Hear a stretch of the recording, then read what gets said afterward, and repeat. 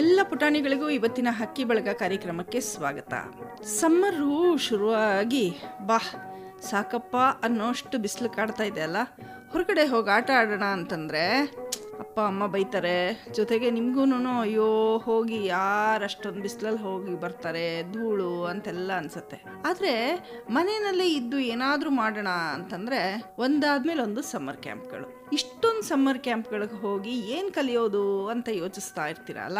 ಇಲ್ಲಿ ಇವತ್ತು ನಮ್ಮ ಕಾರ್ಯಕ್ರಮದಲ್ಲಿರೋದು ಅನೀಶಾ ಅಶೋಕ್ ಭಟ್. ಇವ್ರ ಅಕ್ಕ ಅದಿತಿ ಜೊತೆ ಬಂದಿಯಾಳೆ. ಈ ಕಾರ್ಯಕ್ರಮದಲ್ಲಿ ಅವಳು ಏನೇನೆಲ್ಲ ಮಾತಾಡ್ತಾಳೆ ಅಂತ ಹೇಳೋದಕ್ಕೆ ಮುಂಚೆ ಅವಳ ಬಗ್ಗೆ ಒಂಚೂರು ಪರಿಚಯ ಮಾಡಿಕೊಟ್ಬಿಡ್ಲಾ ನಿಮಗೆ. ಇವಳು 11 ಪರೀಕ್ಷೆಗಳಲ್ಲಿ ಪ್ರಥಮ ಶ್ರೇಣಿಯಲ್ಲಿ ಪಾಸಾಗಿದ್ದಾಳಂತೆ. ಯಾವ್ದ್ಯಾವ್ದು ಗೊತ್ತಾ?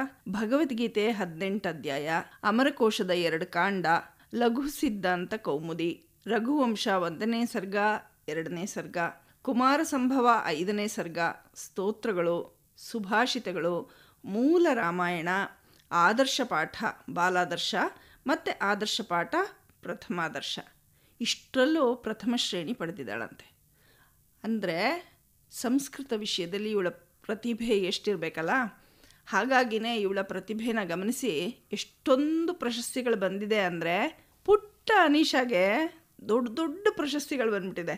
ತೀರ್ಥಹಳ್ಳಿ ಬಾಳಗಾರು ಮಠದಲ್ಲಿ 11 ವಿಷಯಗಳಲ್ಲಿ ಪರೀಕ್ಷೆಗೆ ಬಂದಿದ್ದಕ್ಕೆ ಪ್ರಥಮ ಸ್ಥಾನ, ಕರ್ನಾಟಕ ಸಂಸ್ಕೃತ ವಿಶ್ವವಿದ್ಯಾಲಯ ನಡೆಸೋ ಸ್ಪರ್ಧೆಗಳಲ್ಲಿ ಪ್ರಶಸ್ತಿ, ವಿದ್ಯಾಪೀಠದಲ್ಲಿ ಪ್ರತಿ ವರ್ಷ ಮಾಡೋ ಸಂಸ್ಕೃತ ಸ್ಪರ್ಧೆಗಳಲ್ಲಿ ಬಹುಮಾನ, ಗೀತ ಗೋವಿಂದ ಸಂಸ್ಕೃತ ಸಂಘ ನಡೆಸೋ ವಿವಿಧ ಸಂಸ್ಕೃತ ಸ್ಪರ್ಧೆಗಳಲ್ಲಿ ಬಹುಮಾನ, ಶಂಕರ ಮಠ ನಡೆಸೋ ಗೀತಾ ಸ್ಪರ್ಧೆಗಳಲ್ಲಿ ಬಹುಮಾನ, ವಿಶ್ವೇಶಧಾಮ ನಡೆಸಿದ ಸ್ಪರ್ಧೆಗಳಲ್ಲಿ ಬಹುಮಾನ, ಚಿನ್ಮಯ ಮಿಷನ್ ನಡೆಸೋ ಭಗವದ್ಗೀತೆ ಸ್ಪರ್ಧೆಯಲ್ಲಿ ಬಹುಮಾನ, ಇಸ್ಕಾನ್ ಹೆರಿಟೇಜ್ ಫೆಸ್ಟ್ನಲ್ಲಿ ಬಹುಮಾನ, ವಿಶ್ವವಿದ್ಯಾಪೀಠ ನಡೆಸೋ ಸ್ಪರ್ಧೆಗಳಲ್ಲಿ ಪ್ರಶಸ್ತಿ. ಲಿಸ್ಟ್ ಹೇಳ್ತಾ ಹೋದರೆ ಸಿಕ್ಕಾಬಡೆ ಜಾಸ್ತಿ ಆಗ್ಬಿಡುತ್ತೆ ಅನಿಸುತ್ತೆ. ಅಷ್ಟೇ ಅಲ್ದಿರ ಶಾಲೆಯ ಕ್ರೀಡಾ ಸಂಭ್ರಮದಲ್ಲಿ ಬಹುಮಾನ ಬಂದು ಕ್ರೀಡಾ ಚಾಂಪಿಯನ್ ಕೂಡ ಆಗಿದ್ದಾಳಂತೆ. ಮತ್ತು ಕರ್ನಾಟಕ ಯೋಗ ಅಸೋಸಿಯೇಷನ್ ನಡೆಸೋ ರಾಜ್ಯ ಮಟ್ಟದ ಯೋಗ ಸ್ಪರ್ಧೆಯಲ್ಲೂ ಕೂಡ ಇವಳಿಗೆ ಬಹುಮಾನ ಬಂದಿದೆ. ಹಲವು ಸಂಸ್ಥೆಗಳು ನಡೆಸುವಂಥ ಗಾಯನ ಸ್ಪರ್ಧೆಗಳಲ್ಲೂ ಕೂಡ ಪ್ರಶಸ್ತಿ ಬಂದಿದೆ. ಅಂದರೆ ಅನೀಶಾ ಯಾವ್ಯಾವ ವಿಷಯದಲ್ಲಿದ್ದಾಳೆ ಹೇಳಿ ಇವಾಗ? ಕರೆಕ್ಟ್, ಸಂಸ್ಕೃತ ಬರುತ್ತೆ, ಯೋಗ ಬರುತ್ತೆ, ಮತ್ತು ಸ್ಪೋರ್ಟ್ಸ್ ಅಂದರೆ ಇವಳಿಗೆ ತುಂಬ ಇಷ್ಟ. ಹಾಗೆ ಹಾಡು ಕೂಡ ಹಾಡ್ತಾಳೆ. ಹಾಗಿದ್ರೆ ಮೊದಲಿಗೆ ಅನೀಶಾ ವಾಯ್ಸನ್ನ ನೀವು ಮಾತಿಗಿಂತ ಹೆಚ್ಚಾಗಿ ಅವಳ ಶ್ಲೋಕದ ಮೂಲಕ ಕೇಳಕ್ಕೆ ಇಷ್ಟಪಡ್ತೀರಾ ತಾನೆ? ಮೊದಲಿಗೆ ಅನೀಶಾ ಹಾಡುವಂಥ ಒಂದು ಶ್ಲೋಕ ಕೇಳ್ಬೇಡ. ದೌರ್ಭಿರ್ಯುಕ್ತ ಚತುರ್ಭಿಸ್ಫಟಿಕಮಣಿಮಯೀಂ ಅಕ್ಷಮಾಲಾ ದಧಾನಾ ಹಸ್ತೇನೈಕೇನ ಪದ್ಮಂ ಸಿತಮಪಿ ಚ ಶುಕಂ ಪುಸ್ತಕಂ ಚಾಪರೇಣ ಭಾಸಾ ಕುಂದೇಂದು ಶಂಖಸ್ಫಟಿಕಮಣಿನಿಭಾ ಭಾಸಮಾನಾ ಸಮಾನಾ ಸಾಮೇ ವಾಗ್ದೇವತೇಯಂ ನಿವಸತು ವದನೆ ಸರ್ವದಾ ಸುಪ್ರಸನ್ನಾ. ಸ್ಫಟಿಕಮಣಿ ಹಾಗೆ ಹೊಳಿತಾ ಇರೋ ಸರಸ್ವತಿ ಒಂದು ಪುಸ್ತಕವನ್ನು ಶುಕವನ್ನು ಎಲ್ಲ ಹಿಡ್ಕೊಂಡಿರೋ ಅಂಥವಳವಳು ನನ್ನ ವಾಕಿನಲ್ಲಿ ಯಾವಾಗಲೂ ಸ್ಥಿರವಾಗಿರಲಿ ಅಂತ ಪ್ರಾರ್ಥನೆ ಮಾಡೋ ಶ್ಲೋಕದಿಂದ ಇವತ್ತಿನ ನಮ್ಮ ಕಾರ್ಯಕ್ರಮವನ್ನು ಆರಂಭ ಮಾಡಿದ್ಯಾ ಅಲ್ವಾ? ಹೌದು. ನಿನಗೆ ಈ ಸಂಸ್ಕೃತದಲ್ಲಿ ಆಸಕ್ತಿ ಬಂದಿದ್ದು ಹೇಗೆ? ಮೊದಲು ಅಕ್ಕ ಸಂಸ್ಕೃತ ಗುರುಕುಲಕ್ಕೆ ಹೋಗ್ತಿದ್ಲು. ಎಲ್ಲಿ? ವಿಶ್ವೇಶಧಾಮ ಗುರುಕುಲ, ರಾಘವೇಂದ್ರ ಐತಾಳ್ ಅವ್ರ ಹತ್ರ. ಅವಳು ಹೋಗ್ತಿದ್ದನ್ನ ನೋಡಿ ನಂಗೂ ಹೋಗ್ಬೇಕು, ಅಮ್ಮನ ಪಕ್ಕ ಕೂಡ್ತಾ ಇದ್ದೆ ಯಾವಾಗ್ಲೂ ಅವಳನ್ನ ಬಿಟ್ಟು. ನಂಗೂ ಹೋಗ್ಬೇಕು ಅಂತ ಆಸೆ ಆಗ್ತಿತ್ತು. ಯಾಕಂದ್ರೆ ಆಚಾರ್ಯರಲ್ಲಿ ಸಂಸ್ಕೃತದ ಆಟಗಳು, PPT ಮೂಲಕ ನಮ್ಗೆ ರಸಪ್ರಶ್ನೆಗಳ ಕಾರ್ಯಕ್ರಮ ಮಾಡ್ತಿದ್ರು, ಮೂಕಾಭಿನಯ ಎಲ್ಲ ಆಡಿಸ್ತಾ ಇದ್ರು. ಅದನ್ನ ನೋಡಿ ನಾನು ಕಲಿಯೋಣ ಅಂತ ಹೇಳ್ಬಿಟ್ಟು ಹೋದೆ. ಆಮೇಲಿಂದ ನಂಗೆ ಸಂಸ್ಕೃತ ಕಲಿಯಕ್ಕೆ ಅಂದ್ರೆ ತುಂಬಾ ಇಷ್ಟ ಆಯ್ತು. ಯಾವಾಗ ಶುರು ಮಾಡಿದೆ ಕಲಿಯೋದಕ್ಕೆ? ನಾನು UKG ಇಂದ ಶುರು ಮಾಡಿದ್ದೀನಿ. ಓ, ಇವಾಗ ಎಷ್ಟನೇ ಕ್ಲಾಸ್ ನೀನು? 5th. ಅಂದ್ರೆ ಸುಮಾರು ಒಂದು 5 ವರ್ಷದಿಂದ ಕಲಿತಾ ಇದೆಯಾ? ಅವಾಗಿಂದಾನು ನೀನು ಕಾಂಪಿಟೇಷನಲ್ಲಿ ಪಾರ್ಟಿಸಿಪೇಟ್ ಮಾಡಕ್ ಶುರು ಮಾಡಿದ್ಯಾ? UKG ಅಷ್ಟೊಂದು ಮಾಡಿರ್ಲಿಲ್ಲ, ಬಟ್ ಫಸ್ಟ್ ಸ್ಟ್ಯಾಂಡರ್ಡ್ ಇಂದ ಮಾಡ್ತಾ ಇದ್ದೆ. ಈಗ ನೀನು ಸಂಸ್ಕೃತ ಕಲಿಯಕ್ಕೆ ಶುರು ಮಾಡಿದೆ. ನಿನಗೆ ಫಸ್ಟ್ ತೊದಲ್ ಭಾಷೆ ಇತ್ತು ಅನ್ಸತ್ತಲ್ವಾ? ಹೌದು, ಇತ್ತು. ಆಮೇಲೆ ಸಂಸ್ಕೃತ ಕಲಿಯಕ್ಕೆ ಶುರು ಮಾಡಿದ್ಮೇಲೆ ಅದೆಲ್ಲ ಸರಿ ಹೋಗ್ಬಿಡ್ತು. ಎಲ್ಲ ಶಾಗೆ ಸಹ ಹೇಳೋದು, ಟಾಗೆ ತಾ ಹೇಳೋದು ಎಲ್ಲ ಸರಿ ಹೊಟ್ಟೋಯ್ತು. ಸೊ ನೀನು ಸಂಸ್ಕೃತಕ್ಕೆ ಥ್ಯಾಂಕ್ಸ್ ಹೇಳ್ತಾನೆ ಇರ್ತೀಯ ಅನ್ಸತ್ತಲ್ಲ? ಹೌದು. ಈಗ ಅಕ್ಕ ಕಲಿತಿದ್ಲಪ್ಪ ಸಂಸ್ಕೃತನ, ಅದನ್ನ ನೋಡಿ ನಿನಗೂ ಹೋಗಬೇಕು ಕಲಿಬೇಕು ಅಂತ ಅನ್ನಿಸ್ತು. ಆದರೆ ಹಾಡೋದನ್ನ ಯಾತಕ್ಕೋಸ್ಕರ ಕಲಿತೆ? ಹಾಡೋದು ಅಷ್ಟೇ. ಅವಳು ಮೊದಲು ಕಲಿತಿದ್ಲು, ಅಕ್ಕಂದು ಟೀಚರು ಮನೆಗೆ ಬಂದು ಹೇಳ್ಕೊಡ್ತಿದ್ರು. ಅವ್ರು ಹೇಳ್ಕೊಡೋದನ್ನ ನೋಡಿ ನಾನು ಹೋಗೋಣ ಅಂತ ಹೇಳಿ ಅದಕ್ಕೂ ಹಾಗೆ ಹೋಗಿದ್ದು. ಓಕೆ. ಬೇಸಿಕ್ಕಾಗಿ ನೀವು ಯಾವ ಊರಿನವರು? ಉಡುಪಿ, ಕುಂದಾಪುರ. ಓಕೆ. ಉಡುಪಿ ಕುಂದಾಪುರದಿಂದ ಬೆಂಗಳೂರಿಗೆ ಬಂದು ಇಲ್ಲಿ ಸಂಸ್ಕೃತ ಕಲಿತಿದ್ಯಲ್ಲ. ಉಡುಪಿನಲ್ಲೂ ಸಂಸ್ಕೃತ ತುಂಬ ಚೆನ್ನಾಗಿ ಹೇಳ್ಕೊಡ್ತಾರಲ್ವಾ? ನಾನು ಹುಟ್ಟಿದ್ದು ಎಲ್ಲ ಇಲ್ಲೇ. ಓ, ಹಾಗಿದ್ರೆ ಅಪ್ಪ ಇಲ್ಲೇ ಇರೋದು. ಏನು ಕೆಲಸ ಮಾಡ್ತಾರಪ್ಪ? ಅಪ್ಪ ಸಾಫ್ಟ್ವೇರ್ ಇಂಜಿನಿಯರ್. ಓಕೆ. ಸೊ ಹಾಗಾಗಿ ಅಪ್ಪ ಅಮ್ಮನ ಜೊತೆ ನೀನು ಇಲ್ಲಿ ಸೆಟ್ಲ್ ಆಗಿಬಿಟ್ಟಿದ್ಯಾ. ಆದರೆ ಅನೀಶಂಗೆ ಅಂತ ಒಂದು ಚಾಯ್ಸ್ ಕೊಟ್ಟರೆ ಉಡುಪಿ ಬೇಕಾ ಬೆಂಗಳೂರು ಬೇಕಾ ಅಂದರೆ ಯಾವ್ದು ಇಷ್ಟ ಆಗತ್ತೆ? ಉಡುಪಿ. ಯಾಕೆ? ಅಲ್ಲಿ ಆಡಕ್ಕೆಲ್ಲ ತುಂಬ ದೊಡ್ಡ ಜಾಗ ಇದೆ, ಕಾಡಿದೆ. ಅಂದರೆ ಎಲ್ಲಿ ಬೇಕಾದರೂ ಹೋಗ್ಬೋದು, ಏನು ರಿಸ್ಟ್ರಿಕ್ಷನ್ ಇಲ್ಲ, ಧೈರ್ಯವಾಗಿ ಓಡಾಡ್ಬೋದು. ಉಡುಪಿನಲ್ಲಿ ದೊಡ್ಡ ಮನೆನಾ? ನಾನು ಗೊತ್ತಿಲ್ಲ. ನೀ ಹೋಗೇ ಇಲ್ವಾ ಉಡುಪಿಗೆ? ಹೋಗಿದ್ದೀನಿ, ಬಟ್ ಅಷ್ಟು ದಿನ ಎಲ್ಲ ಇರಲಿಲ್ಲ. ಯಾರಿದ್ದಾರೆ ಈಗ ಉಡುಪಿನಲ್ಲಿ? ಅಜ್ಜಿ ತಾತ ಯಾರೂ ಇಲ್ಲ. ಯಾರೂ ಇಲ್ಲ. ಕಸಿನ್ಸು? ಕಸಿನ್ಸ್ ಇದ್ದಾರೆ. ಹಾಂ. ಚಿಕ್ಕಮ್ಮ ದೊಡ್ಡಮ್ಮ? ಚಿಕ್ಕಮ್ಮ ದೊಡ್ಡಮ್ಮ ಅತ್ತೆ ಅವರೆಲ್ಲ ಇದ್ದಾರೆ. ಸೊ ಅವ್ರ ಮನೆಗೆ ಹೋಗ್ತೀಯಾ? ಯಾವಾಗಾದರೂ ಹೋಗ್ತೀಯಾ? ಈಗ ಸಮ್ಮರ್ ಹಾಲಿಡೇಸ್ ಬಂದಿದೆ, ಈಗ ಹೋಗ್ತೀಯಾ? ಹೋಗಬೇಕು. ಕಾಯ್ತಾ ಇದೆಯಾ ಉಡುಪಿಗೆ ಯಾವಾಗ ಹೋಗ್ತೀನಿ ಅಂತ? Very good.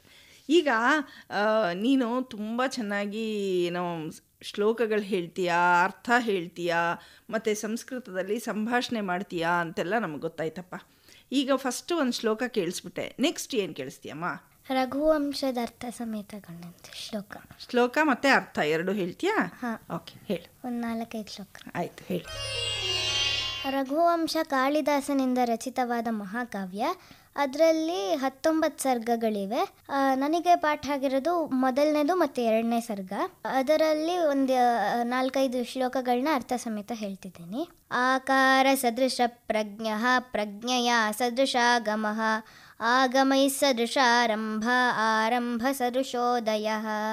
ದಿಲೀಪನ ಗುಣವರ್ಣನೆಯನ್ನು ಈ ಶ್ಲೋಕದಲ್ಲಿ ವಿವರಿಸಿದ್ದಾನೆ ಕಾಳಿದಾಸ. ದಿಲೀಪನಿಗೆ ದೇಹಕ್ಕೆ ತಕ್ಕಂತೆ ಬುದ್ಧಿಶಕ್ತಿ ಇತ್ತು, ಬುದ್ಧಿಗೆ ತಕ್ಕಂತೆ ಶಾಸ್ತ್ರಜ್ಞಾನವನ್ನು ಪಡೆದಿದ್ದನು, ಶಾಸ್ತ್ರೋಕ್ತವಾಗಿ ಎಲ್ಲ ಕೆಲಸಗಳನ್ನು ಮಾಡ್ತಿದ್ದ, ಮತ್ತು ಕೆಲಸಕ್ಕೆ ತಕ್ಕಂತೆ ಒಳ್ಳೆಯ ಫಲವನ್ನೂ ಪಡೆಯುತ್ತಿದ್ದ ಎಂಬುದು ಈ ಶ್ಲೋಕದ ಭಾವಾರ್ಥ. ಭೀಮಕಾಂತೈರ್ನೃಪ ಗುಣೈ ಸಬಭೂವೋಪಜೀವಿನಾಂ ಅದೃಶ್ಯಶ್ಚಾಭಿಗಮ್ಯಶ್ಚ ಯಾದೋ ರತ್ನೈರಿವಾರ್ಣವಃ. ಹೇಗೆ ಸಮುದ್ರವು ವಿಧ ವಿಧ ಪ್ರಾಣಿಗಳಿರೋದ್ರಿಂದ ಅದು ಪ್ರವೇಶ ಯೋಗ್ಯವಲ್ಲ, ಮತ್ತೆ ಮುತ್ತು ರತ್ನಗಳಿರೋದ್ರಿಂದ ಅದು ಪ್ರವೇಶ ಯೋಗ್ಯವೋ, ಹಾಗೆಯೇ ದಿಲೀಪನ ಭಯಂಕರಾದಿ ತೇಜಸ್ಸು ಪ್ರತಾಪಗಳಿರೋದ್ರಿಂದ ಶತ್ರುಗಳಿಗೆ ಅವನನ್ನು ನೋಡಿದ್ರೆ ಭಯವನ್ನುಂಟು ಮಾಡುವ ಹಾಗಿದ್ದ. ಮತ್ತೆ ಅವನ ದಾಕ್ಷಿಣ್ಯಾದಿ ಸೌಮ್ಯ ಸ್ವಭಾವಗಳು ಜನರಿಗೆ ಅವನಲ್ಲಿ ಆಶ್ರಯ ಪಡೆದುಕೊಳ್ಳಬೇಕು ಅಂತ ಅನ್ನಿಸ್ತಾ ಇತ್ತು ಎಂಬುದು ಈ ಶ್ಲೋಕದ ಭಾವಾರ್ಥ. ರೇಖಾ ಮಾತ್ರಮಪಿ ಕ್ಷುಣ್ಣಾದ ಮನೋರ್ವರ್ತ್ಮನಃ ಪರಂ ನವ್ಯತೀಯುಃ ಪ್ರಜಾಸ್ತಸ್ಯ ನಿಯಂತುರ್ನೇಮಿ ವೃತ್ತಯಃ. ಹೇಗೆ ಒಬ್ಬ ಸಮರ್ಥ ಸಾರಥಿ ರಥವನ್ನ ಓಡಿಸಬೇಕಾದ್ರೆ ರಥದ ಚಕ್ರದ ತುದಿಯು ಹಿಂದೆ ಹೋದ ದಾರಿಗಿಂತ ಸ್ವಲ್ಪವೂ ಮೀರಿ ಆಚೆ ಈಚೆ ಹೋಗೋದಿಲ್ವೋ, ಹಾಗೆಯೇ ದಿಲೀಪನ ಪ್ರಜೆಗಳೂ ಸಹ ಮನುವಿನಿಂದ ಮೊದಲುಗೊಂಡು ತಾವು ಅಭ್ಯಾಸ ಮಾಡ್ತಿದ್ದ ಸಂಪ್ರದಾಯಗಳನ್ನು ಸ್ವಲ್ಪವೂ ಮೀರಿ ಹೋಗ್ತಿರ್ಲಿಲ್ಲ ಎಂಬುದು ಈ ಶ್ಲೋಕದ ಭಾವಾರ್ಥ. ಪ್ರಜಾನಾಮೇವ ಭೂತ್ಯರ್ಥಂ ಸತಾಭ್ಯೋ ಬಲಿಮಗ್ರಹೀತ್ ಸಹಸ್ರ ಗುಣಮುತ್ಸ್ರಷ್ಟುಂ ಆದತ್ತೇ ಹಿರಸಂರವಿಃ. ಹೇಗೆ ಸೂರ್ಯ ನೀರನ್ನು ಕೆರೆ, ನದಿ, ಸಮುದ್ರ ಮುಂತಾದವುಗಳಿಂದ ನೀರನ್ನು ತೆಗೆದುಕೊಂಡು ಅದನ್ನು ಆವಿಯಾಗಿಸಿ ಅದನ್ನು 1000 ಪಟ್ಟು ಭೂಮಿಗೆ ಮರುಕಳಿಸುತ್ತಾನೋ, ಹಾಗೆಯೇ ದಿಲೀಪನೂ ಸಹ ಪ್ರಜೆಗಳಿಂದ ಸ್ವೀಕರಿಸಿದ ಕಂದಾಯವನ್ನು ಅವರ ಏಳಿಗೆಗಾಗಿಯೇ ಬಳಸುತ್ತಿದ್ದನು ಎಂಬುದು ಈ ಶ್ಲೋಕದ ಭಾವಾರ್ಥ. ಈಗ ರಘುವಂಶದ 2ನೇ ಸರ್ಗದ ಹಲವು ಶ್ಲೋಕಗಳನ್ನ ಹೇಳ್ತೀನಿ. ರಘುವಂಶದ 2ನೇ ಸರ್ಗದಲ್ಲಿ ನಂದಿನಿಯು ದಿಲೀಪನ ಸೇವೆಯಿಂದ ಸಂತುಷ್ಟಳಾಗಿ ಅವನಿಗೆ ವರ ಬೇಡು ಅಂತ ಕೇಳ್ತಾಳೆ. ಆ ಸಂಭಾಷಣೆ ಇಲ್ಲಿ ಬರ್ತದೆ. ಭಕ್ತ್ಯಾ ಗುರೌ ಮಯ್ಯನುಕಂಪಯಾ ಚ ಪ್ರೀತಾಸ್ಮಿತೆ ಪುತ್ರವರಂ ವೃಣೀಶ್ವ ನ ಕೇವಲಾನಾಂ ಪಯಸಾಂ ಪ್ರಸೂತಿಂ ಅವೇಹಿ ಮಾಂ ಕಾಮದುಘಾಂ ಪ್ರಸನ್ನಾಂ. ವತ್ಸ ದಿಲೀಪ, ನಿನ್ನಲ್ಲಿ ಗುರುಗಳಾದ ವಸಿಷ್ಠರ ಬಗ್ಗೆ ತುಂಬ ಭಕ್ತಿ ಇದೆ. ನನ್ನ ಮೇಲೂ ಸಹ ನೀನು ಪ್ರೀತಿ, ಕರುಣೆ ಎಲ್ಲವನ್ನೂ ತೋರಿಸ್ತಿದ್ಯಾ. ಅದಕ್ಕೆ ನಾನು ತುಂಬ ಸಂತುಷ್ಟಳಾಗಿದ್ದೇನೆ. ವರವನ್ನು ಬೇಡು, ನಾನು ಬರೀ ಹಾಲನ್ನು ಕೊಡೋಳಲ್ಲ, ನಾನು ನಿನ್ನ ಇಷ್ಟಾರ್ಥಗಳನ್ನು ಪೂರೈಸುವವಳೂ ಆಗಿದ್ದೇನೆ ಎಂದು. ತತಸ್ಸಮಾನೀಯ ಸಮಾನಿತಾರ್ಥಿ ಹಸ್ತೌ ಸ್ವಹಸ್ತಾರ್ಜಿತ ವೀರ ಶಬ್ದ ವಂಶಸ್ಯ ಕರ್ತಾರಮನಂತ ಕೀರ್ತಿಂ ಸುದಕ್ಷಿಣಾಯಾಂ ತನಯಂ ಯಯಾಚೆ. ಅವನು ದಿಲೀಪನು ವರಬೇಡು ಎಂದು ನಂದಿನಿಯ ಮಾತುಗಳನ್ನು ಕೇಳಿ ಎರಡೂ ಕೈಗಳನ್ನು ಜೋಡಿಸಿ ನನಗೆ ವಂಶೋದ್ಧಾರಕನಾದ ಅಪಾರ ಕೀರ್ತಿವಂತನಾದ ಮಗನು ಸುದಕ್ಷಿಣೆಯಲ್ಲಿ ಹುಟ್ಟಬೇಕೆಂದು ವರವನ್ನು ಕೇಳಿದನು. ಈಗ ಕುಮಾರ ಸಂಭವದ ಒಂದಷ್ಟು ಶ್ಲೋಕಗಳನ್ನ ಹೇಳ್ತೀನಿ. ಅದಕ್ಕೆ ಮುಂಚೆ ಒಂಚೂರು ರಘುವಂಶದ ಬಗ್ಗೆ ಹೇಳ್ಬೇಡ. ರಘುವಂಶ ಅನ್ನೋದು ಶ್ರೀರಾಮಚಂದ್ರನ ವಂಶ. ಈಗ ನಾವೆಲ್ಲ ಸಿಕ್ಕಾಪಟ್ಟೆ ಕೇಳ್ತಾ ಇದ್ದೀವಿ, ಅಯೋಧ್ಯೆಯಲ್ಲಿ ಶ್ರೀರಾಮಚಂದ್ರನ ಪ್ರಾಣ ಪ್ರತಿಷ್ಠೆ ಆಗಿದ್ರ ಬಗ್ಗೆ ಎಲ್ಲಾನು. ಈ ಶ್ರೀರಾಮಚಂದ್ರನ ವಂಶಕ್ಕೆ ಸೇರಿದ ಹಿರಿಯರು ದಿಲೀಪರು. ದಿಲೀಪ ರಾಜ ಆದ್ಮೇಲೆ ವಂಶ ಮುಂದುವರ್ಕೊಂಡು ಹೋಗಿ ಶ್ರೀರಾಮಚಂದ್ರನಿಗೆ ಅದಾದ್ಮೇಲೆ ಅವರ ಮಕ್ಕಳಿಗೆ ಬಂದು ನಿಲ್ಲತ್ತೆ ಅನ್ನೋದು ತಿಳಿದಿರೋ ವಿಷಯ. ಇಲ್ಲಿ ದಿಲೀಪ ನಂದಿನಿ ಅನ್ನೋದು ನಮ್ಮ ಈ ಸಂಸ್ಕೃತಿನಲ್ಲಿ ಎಷ್ಟರ ಮಟ್ಟಿಗೆ ಪ್ರಾಣಿಗಳಿಗೂ ಪ್ರಾಧಾನ್ಯತೆ ಕೊಡ್ತಾರೆ ಅಂದರೆ, ಹಸು ಕೂಡ ಪೂಜನೀಯವಾದಂಥ ಒಂದು ಪ್ರಾಣಿ. ಅದಕ್ಕೆ ಸೇವೆ ಮಾಡಿದಾಗ ಏನೆಲ್ಲ ಸಿಗುತ್ತೆ ಅನ್ನೋದರದ್ದು ಒಂದು ಉದಾಹರಣೆಯಾಗಿ ನಂದಿನಿ ಹಸು ನಾನು ಬರೀ ಹಾಲನ್ನು ಮಾತ್ರ ಕೊಡಲ್ಲ, ನಿನಗೆ ಬೇಕಾದ ವರ ಕೊಡ್ತೀನಿ ಅಂತ ಹೇಳಿ ದಿಲೀಪನಿಗೆ ಮಗುವನ್ನು ಕೂಡ ವರವಾಗಿ ಪ್ರಸಾದಿಸ್ತಾಳೆ ಅನ್ನೋದು ರಘುವಂಶದಲ್ಲಿ. ಕಾಮಧೇನುವಿನ ಮಗಳು ಅದಕ್ಕೆ ಅಂತ ಅಂದರೆ ಹಸು ಅಂತಂದ ಕೂಡಲೇ ಹಸು ಒಂದು ಬರೀ ಪ್ರಾಣಿ ಅಲ್ಲ ಅನ್ನೋದು ನಮ್ಮ ಸಂಸ್ಕೃತಿಯಲ್ಲಿರೋದು ಅಲ್ವಾ. ಕುಮಾರ ಸಂಭವಕ್ಕೆ ಬಂದಾಗ ಕುಮಾರ ಸಂಭವದಲ್ಲಿ ಕಾರ್ತಿಕೇಯನ ಜನನದ ಬಗ್ಗೆ ಇದೆ. ಓಕೆ, ಈಗ ಕುಮಾರ ಸಂಭವದ ಬಗ್ಗೆ ಹೇಳು ನಮಗೆ. ಕುಮಾರ ಸಂಭವವು ಸಹ ಕಾಳಿದಾಸನಿಂದಲೇ ರಚಿತವಾದ ಮಹಾಕಾವ್ಯ. ಇದರಲ್ಲಿ 17 ಸರ್ಗಗಳಿವೆ. ಅದರಲ್ಲಿ ನನಗೆ ಪಾಠ ಆಗಿರೋದು ಬರೀ 5ನೇ ಸರ್ಗ. ಈ ಸರ್ಗದಲ್ಲಿ ಪಾರ್ವತಿಯು ಶಿವನನ್ನು ವರಿಸಲು ಹೇಗೆ ತಪಸ್ ಮಾಡಿದ್ಲು ಅವೆಲ್ಲ ಇದೆ. ತಂ ವೀಕ್ಷವೇ ಪಥುಮತಿ ಸರಸಾಂಗಯಷ್ಟಿ ನಿಕ್ಷೇಪಣಾಯ ಪದಮುದ್ಧೃತ ಮುದ್ವಹಂತಿ ಮಾರ್ಗಾಚಲ ವ್ಯತಿಕರಾಕುಲಿತೇವ ಸಿಂಧು ಶೈಲಾಧಿರಾಜತನಯ ನಯಯೌನತಸ್ಥೌ. ತಟ್ಟನೆ ಶಿವನನ್ನು ಕಂಡ ಪಾರ್ವತಿಯು ಬೆವರಿನಿಂದ ಕೂಡಿದ ದೇಹವುಳ್ಳವಳಾದಳು. ಮತ್ತೆ ಮುಂದಡಿ ಇಡಬೇಕೆಂದು ಕಾಲೆತ್ತಿದವಳು ದಾರಿಯಲ್ಲಿ ಅಡ್ಡ ಬಂದ ಬೆಟ್ಟದಿಂದ ಆಕುಲಗೊಂಡ ನದಿಯ ಹಾಗೆ ಮುಂದೆ ಹೋಗಲೂ ಇಲ್ಲ, ಅಲ್ಲೇ ನಿಲ್ಲಲೂ ಆಗದ ಪರಿಸ್ಥಿತಿಯಲ್ಲಿ ಇದ್ದವಳು. ಈಗ ಈ ಒಂದು ಸಂಸ್ಕೃತ ಶ್ಲೋಕಗಳನ್ನು ನೀನು ಕಲಿತಾ ಇರ್ತೀಯ ಅಲ್ವಾ, ಕಲಿಬೇಕಾದ್ರೆ ಅದ್ರ ಜೊತೆಗೆ ನಿಂಗೆ ಆ ಕಾವ್ಯ ಏನು ಕತೆ ಹೇಳುತ್ತೆ ಅನ್ನೋದ್ರ ಬಗ್ಗೆನೂ ನಿಂಗೆ ಪರಿಚಯ ಮಾಡಿಕೊಡ್ತಾರಾ ನಿಮ್ಮ ಗುರುಗಳು? ಮೊದಲು ಅವರು ನಮಗೆ ಫಸ್ಟ್ ಸ್ಟಾರ್ಟಿಂಗಲ್ಲಿ ಬರೀ ಶ್ಲೋಕಗಳನ್ನ ಹೇಳ್ಕೊಡ್ತಾರೆ. ಆಮೇಲೆ ಇನ್ನು ಈ ಥರ ಅರ್ಥನೆಲ್ಲ ಅದಕ್ಕೆ ಅರ್ಥ ಹೇಳ್ಕೊಡೋಕ್ಕಿಂತ ಮುಂಚೆ ನಮಗೆ ಕಥೆ ಹೇಳ್ಬಿಟ್ಟು ಆಮೇಲೆ ಅರ್ಥ ಹೇಳ್ಕೊಡ್ತಾರೆ. ಆವಾಗ ನಿನಗೆ ಈ ಶ್ಲೋಕಗಳನ್ನು ಕೇಳಿದಾಗ ಕಲ್ತ್ಕೊಳ್ಳೋದು ಸುಲಭ ಆಗತ್ತೆ. ನೆಕ್ಸ್ಟ್ ಈ ಘಟನೆ ನಡೆಯುತ್ತೆ, ಈ ಇನ್ಸಿಡೆಂಟ್ ಆಗತ್ತೆ, ಒಂದು ಕತೆ ಕೇಳ್ಕೊಂಡು ಹೋದಂಗಿರತ್ತೆ ಅಲ್ವಾ. ಹಾಗಾಗಿ ನಿಂಗೆ ಕಲಿಯೋದು ತುಂಬಾ ಈಸಿ ಆಗತ್ತೆ ಅಂತ ಅನ್ಸುತ್ತೆ. ಹೌದು, ತುಂಬ ಈಸಿ ಆಗುತ್ತೆ. ಮತ್ತೆ ಸಂಸ್ಕೃತದಲ್ಲಿ ನಾವಾಗಲೇ ಮಾತಾಡ್ತಿದ್ದಂಗೆ ಸಂಸ್ಕೃತ ಕಲಿಯೋದ್ರಿಂದ ಉಚ್ಚಾರಣೆ ಸ್ಪಷ್ಟ ಆಗತ್ತೆ, ನಮ್ಮ ಭಾಷೆ ಶುದ್ಧಿಯಾಗಿರುತ್ತೆ ಅಂತ ಹೇಳೋದ್ರ ಜೊತೆಗೆ ಸಂಸ್ಕೃತದಲ್ಲಿ ಎಷ್ಟೊಂದು ರಚನೆಗಳಾಗಿದೆ ನಮ್ಮ ಭಾರತೀಯ ಹಿನ್ನೆಲೆಯಲ್ಲಿ. ಸೊ ಅದನ್ನೆಲ್ಲ ನಿಂಗೆ ಕಲ್ತ್ಕೊಳ್ಳೋಕ್ಕೂ ಒಂದು ಚಾನ್ಸ್ ಸಿಗತ್ತಲ್ಲ.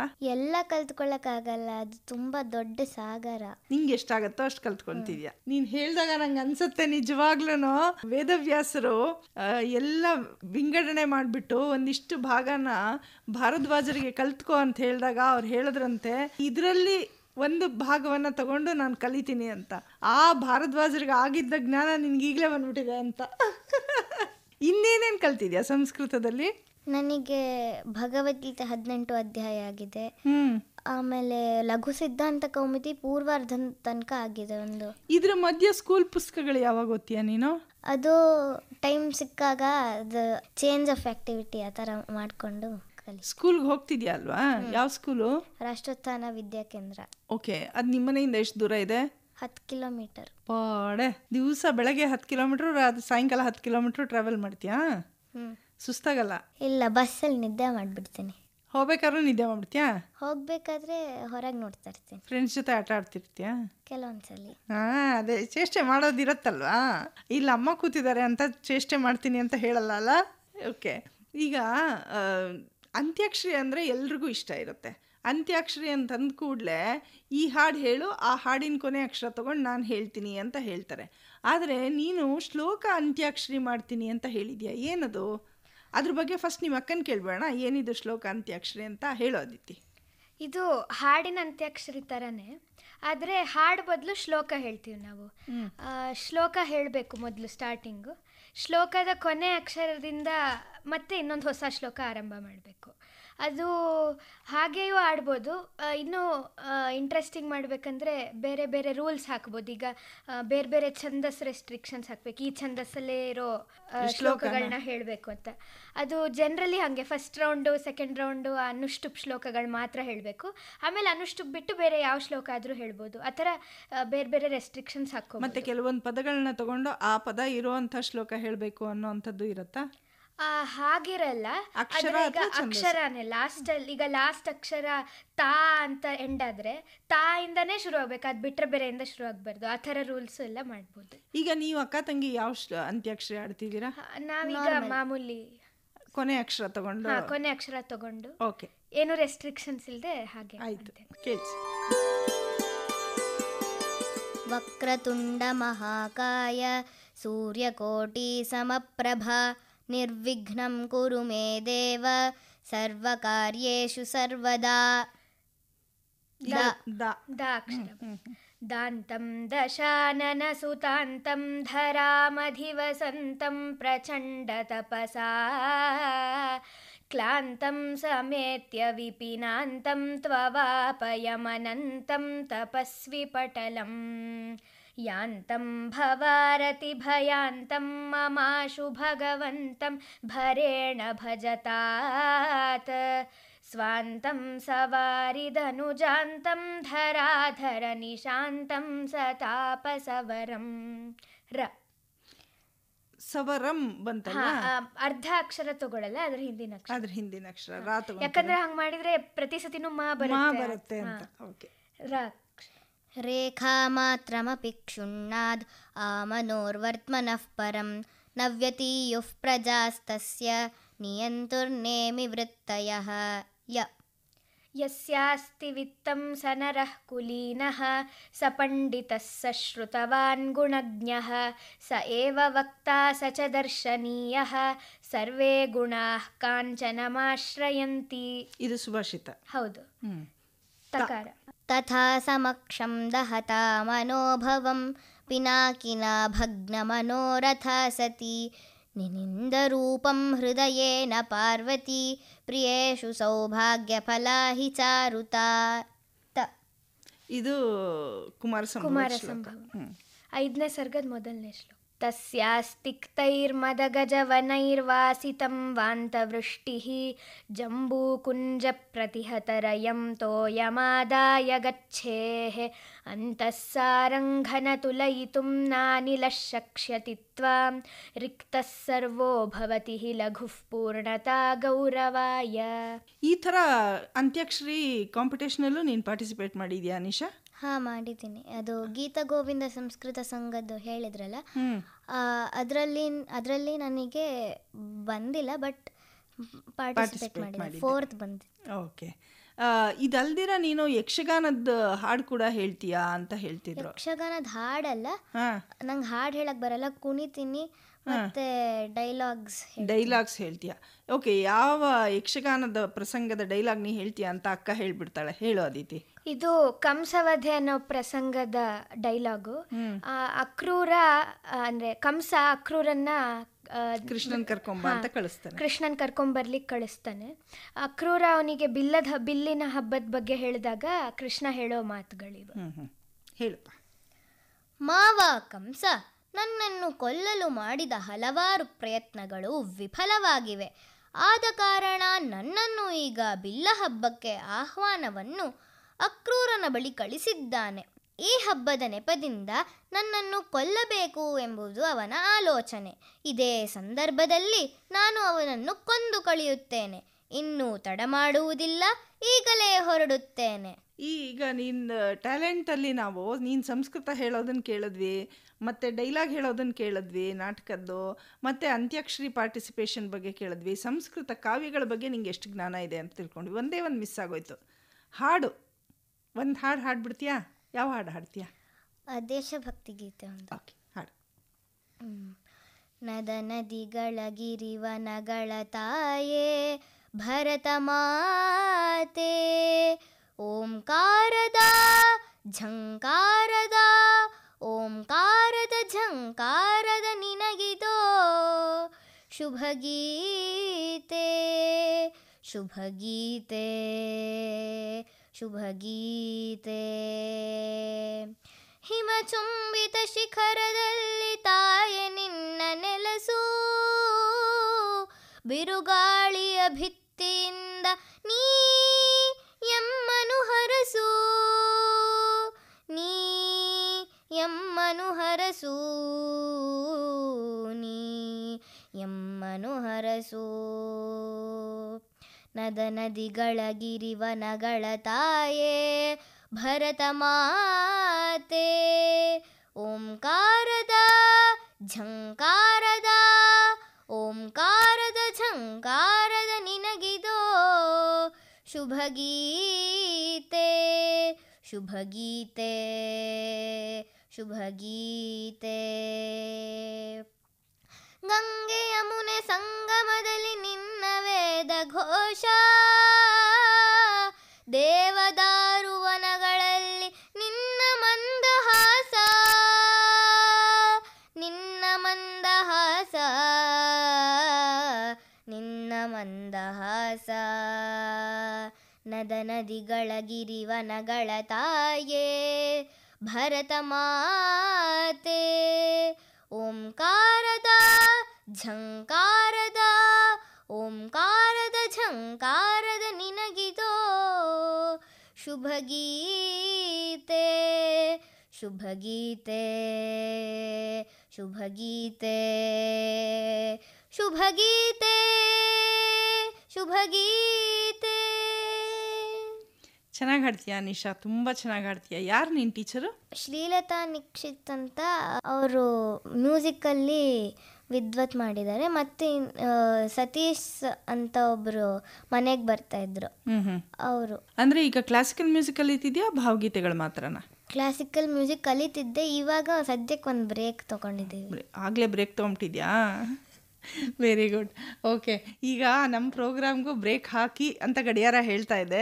ನಿನ್ನ ಹತ್ರ ಮಾತಾಡ್ತಿದ್ರೆ ಟೈಮ್ ಹೋಗೋದು ಗೊತ್ತಾಗಲ್ಲ. ಬಟ್ ನಿನ್ನ ವಿಷಯ ಇನ್ನೂ ಎಷ್ಟೊಂದಿದ್ರೂ ಮಾತಾಡೋಕ್ಕೆ ಟೈಮು ಸಾಕು ಅಂತ ಹೇಳ್ತಾ ಇದೆ. ನೆಕ್ಸ್ಟ್ ಪ್ರೋಗ್ರಾಮಿಗೆ ನಾವು ಚಾನ್ಸ್ ಕೊಡಬೇಕಲ್ವಾ? ಸೊ ಅದಕ್ಕೆ ಇವಾಗ ನಮ್ಮ ಸಂಭಾಷಣೆನೂ ಮುಗಿಸೋಣವಾ? ಇದುವರೆಗೂ ಆಕಾಶವಾಣಿಗೆ ಬಂದು ನಿನ್ನ ಫ್ರೆಂಡ್ಸ್ ಜೊತೆ ಮಾತಾಡಿ ನಿನ್ನ ಪರಿಚಯ ಮಾಡಿಕೊಟ್ಟಿದ್ದಕ್ಕೆ ತುಂಬ ಥ್ಯಾಂಕ್ಸ್ ಅನಿಶಾ. ಧನ್ಯವಾದಗಳು. ಅದಿತಿ, ನೀನು ಕೂಡ ತಂಗಿ ಜೊತೆ ಬಂದು ಶ್ಲೋಕಗಳನ್ನ ಹಾಡಿದ್ಯಾ. Thank you. ಧನ್ಯವಾದಗಳು.